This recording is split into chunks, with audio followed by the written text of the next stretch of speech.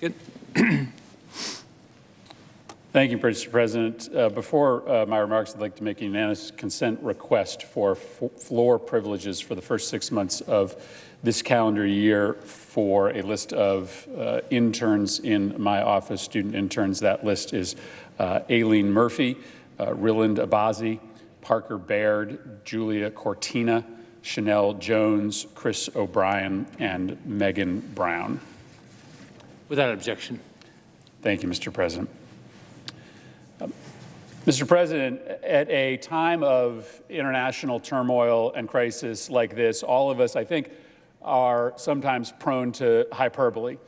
I count myself as part of that club, and I endeavor to do better.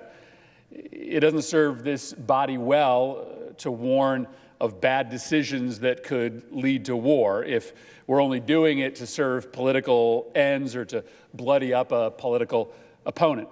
Crying wolf also anesthetizes the public and risks dulling the country's senses for a moment when the peril is real.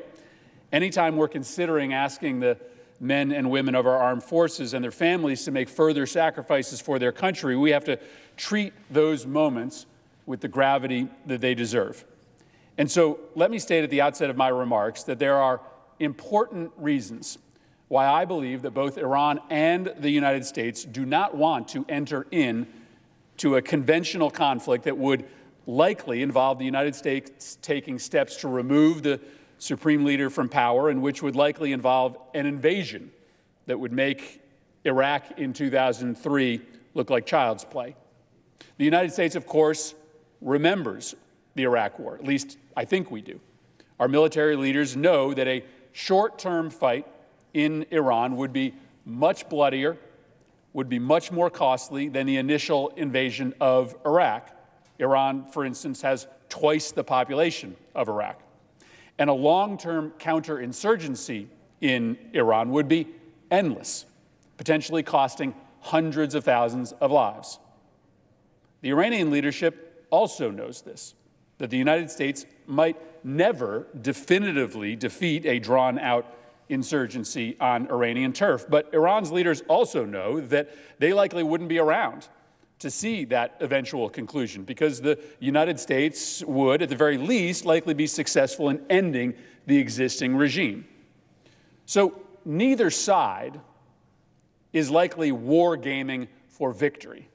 Even those of us who are deeply critical of President Trump's Iran policy should acknowledge this. But as a student of history, I know that the annals of war are replete with cataclysmic conflicts that began not by choice, but by accident, negligence, and incompetence. And so today, when I warn of the United States being on a potential path to war with Iran, that is my concern. That the utter lack of strategy, the complete absence of nuance, the abandoned communication and coordination with our allies, and the alarming deficiency of experienced counsel will end up getting thousands of Americans needlessly killed. Now, this is not the first warning of this kind that I have presented. A year and a half ago, the President ignored the advice of his first Secretary of State and his first Secretary of Defense, and he unilaterally pulled the United States out of the Iran nuclear agreement, despite the fact that every expert agreed that Iran was in compliance. Then, to make things worse, President Trump enacted a series of devastating unilateral sanctions on Iran. No other nations joined with us. In fact, most of our allies actively and aggressively worked against us, trying to undermine and work around those sanctions in order to save the nuclear agreement. That fact, in and of itself, is simply extraordinary, a sign of how weak President Trump has made America abroad. But the sanctions still took a dramatic toll on Iran's economy. And like everybody predicted, the Iranian government didn't sit still. They began to push back, attacking Saudi oil pipelines, capturing European oil tankers, and ratcheting up threats against U.S. forces in Iraq. During this time, the president changed his story every week. Some days he said he would sit down and negotiate with the Iranians without preconditions. Other days his top people said they wouldn't sit down unless Iran met an absurdly long list of preconditions. Other days President Trump said he wanted to blast Iran off the map. It was a comedy of diplomatic errors, compounded nearly weekly with conflicting message after conflicting message that made it difficult for Iran to approach negotiations with us, even if they wanted to. By this winter, the situation was spiraling out of control. Iranian-backed militias launched a rocket attack that killed a U.S. private contractor in Iraq. The U.S. responded by killing at least 24 Iraqi militia members. Then, Iraqi militias, supported by Iran, stormed our embassy, culminating, for now, in the drone strike that killed General Qasem Soleimani last week in Iraq. There is no reason that things had to get to this point. When President Trump came into office, Iran had stopped their quest for nuclear weapons capabilities, and Iran was complying with an intrusive inspections regime that made sure they didn't cheat. Iranian-backed militias had stopped firing rockets at U.S. personnel in Iraq. In fact, they were actually working on a U.S.-led project in Iraq, the eradication of ISIS. President Obama had united the entire world against Iran. Even Russia and China were working side by side with the United States to constrict Iran's nuclear weapons program. And with the nuclear agreement secured, this global coalition was teed up and ready to be mobilized by President Trump to pressure Iran to make the next set of concessions on their ballistic missile program and their support for terrorist proxies across the region. But Trump's bizarre and nonsensical Iran policy threw all that leverage away willingly, voluntarily. Despite the economic sanctions, Iran today is more powerful, is more menacing than ever before.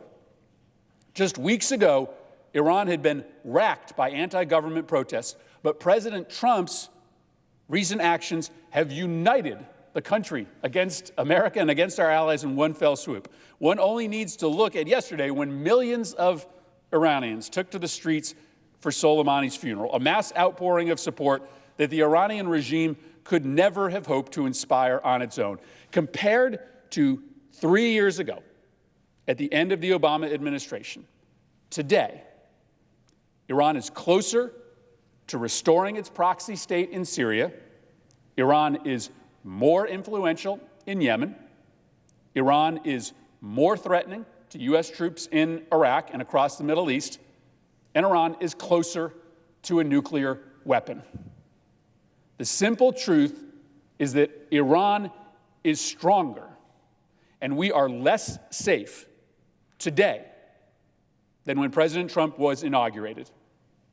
But it gets, implausibly, even worse. Because the strike on Soleimani is so destabilizing and so unstrategically provocative, the U.S. position in Iraq, where we are still battling ISIS, is unraveling. All U.S. civilians have been ordered to evacuate. All U.S. counter-ISIS operations have been suspended. NATO has stopped its ongoing efforts to fight ISIS. And the Iraqi parliament has begun the process of kicking out all U.S. forces from the country. Exactly what Qasem Soleimani had worked for years to achieve. All of that, on the back of Iran's newfound strength in the region, is the reason why there is so much head shaking happening right now about why President Trump has so willfully bungled Iran policy, emboldening Iranian hardliners and putting our nation's safety at risk. And so with that for context, we come back to the crisis moment of today and the real possibility that more of President Trump's stumbling will lead us into a world-changing conflict with Iran.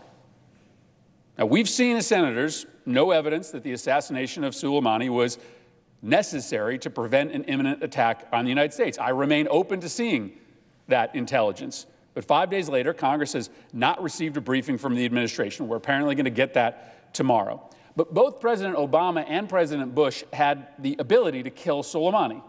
They didn't. because their experts believe that executing the second most powerful political figure in Iran, no matter how evil he was, no matter how many American deaths he was responsible, would end up getting more, not fewer, Americans killed. Now, we don't know in what form the reprisal from Iran will come or when, but it will come. And listen, we shouldn't be afraid of reprisals in the wake of truly necessary military actions by the United States to protect our interests abroad. But when that attack arrives, President Trump has telegraphed that he is preparing to respond by committing war crimes against the Iranian people. He says he'll bomb cultural sites filled with civilian visitors in retaliation. I can't believe that this needs to be said on the floor of the United States Senate, but that's something that terrorists do, not the United States. And although this administration keeps saying that they don't want war, there is no logic to their circular theory of Iran policy. Trump believes that to change Iran's behavior, we need to escalate our own actions. Then, when our escalation begets more escalation from Tehran, Trump and his Iran hawks come to the conclusion that this must be due to the fact that our escalation wasn't serious enough. The theory becomes unprovable because the Iran hawks just contend, failure after failure, that we just need one more escalation, and one more escalation, and one more escalation.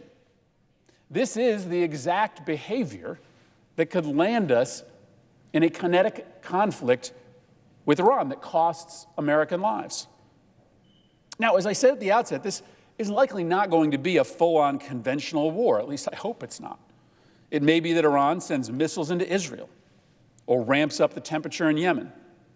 They may try to assassinate American military or political leaders or use cyber warfare to go after critical infrastructure. And maybe we don't invade Iran. Maybe we just blister their countryside with bombs or try to disable their military from above.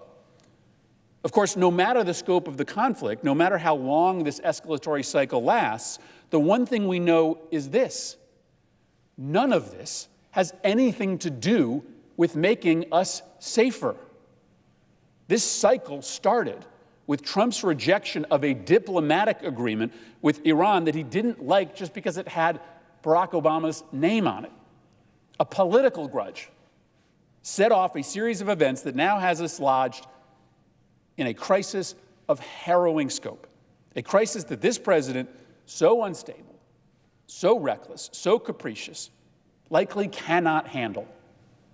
And unfortunately, his rejection of diplomacy and lack of concern for our allies has left America more isolated than at any other perilous time in our history, at a moment when we cannot afford to be out on a limb, out on our own. We are. Politics is part of what got us here, but maybe politics is part of how we get out of this mess. Congress can cut off funding for President Trump's war of choice with Iran. We can make clear, Republicans and Democrats, that the president cannot take military action without congressional consent. And of course, the American people can have their say too. They can rise up, as they did in many cities this past weekend, and cry out in protest over President Trump's decision to put politics over our nation's security. And that public pressure may push allies of the president here in the Senate to stand with Democrats in opposition to this reckless risk to our nation's security. It is not too late to put a stop to this madness. Now, Iran is an adversary. I don't want anything I've said today to paper over all of that nation's misdeeds in the region. It is in our national interest to conduct a foreign policy that weakens Iran's ability to threaten us, our allies, and our interests. But for the last 3 years, President Trump has done exactly the opposite. Iran's nuclear program is back on. Iran has restarted attacks against the United States. Iran is more influential in the region. Everything that the president has done has worked to degrade our nation's safety, has worked to make Iran stronger. The order to strike Soleimani has already been given. But what happens next is not predetermined. My fear, my belief, is that last week's killing of Qasem Soleimani will end up fitting into this pattern. But we have serious choices to make in this body. And we can choose to get off this path of escalation and make decisions that correct this president's recklessness and keep America safe. I hope we step up to that challenge. I yield the floor.